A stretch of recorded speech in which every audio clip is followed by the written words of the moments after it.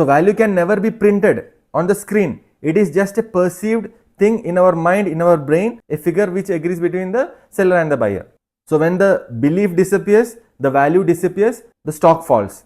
Well, in that case, an asset, whatever it may be, a real estate also, if there is a dumping yard coming in near to the house or into the near that apartment or something, then the complete value, even though the place is very near to metro, if a dump yard comes, then the entire perceived value of that real estate goes down and that asset falls. So that's how it works. So the money was never there. It was a perception that it is a good asset, and a 10 times price was quoted and bought on that price, and then that 10 times vanishes as soon as the reality kicks in. If you see, in a healthy economy, in fact, the money moves so fast.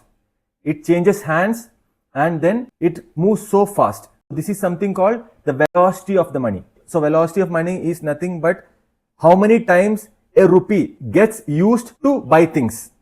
So normally in a healthy economy, the velocity of the money is around 5 to 6 times. But then if it falls to a recession or in a poor, weak economy, it is around 1.5 times.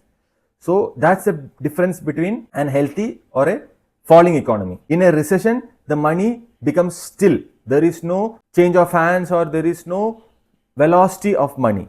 So now going back to our money, value and price. So as the value drops, you sell the stock. So even Tanla case, you have bought the stock at 2100 rupees and now you are selling at 400 rupees.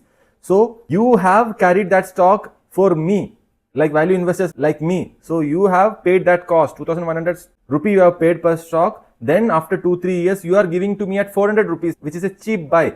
So I buy that. I as a value investor buy the stock at lower valuations, and then I analyze the business and then I understand that this is a value business, it's a good business, and then only I buy. Then after that, I wait for the stock to grow back to its earlier levels. So that's how we sensible investors make money. So who is losing money? That 2100 rupee guy who had bought that stock at 2100 rupees, he loses.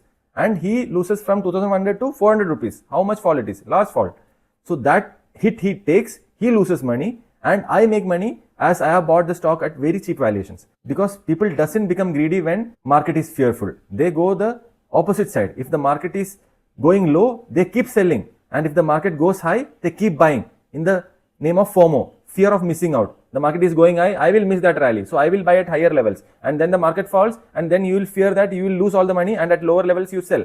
So who is making money in that? The one who is buying low and selling high is making money. And who is losing? You, who is getting emotional and selling and buying at wrong times. So as Warren Buffett always used to say, stock market is a place where impatient investors transfer money to patient investors.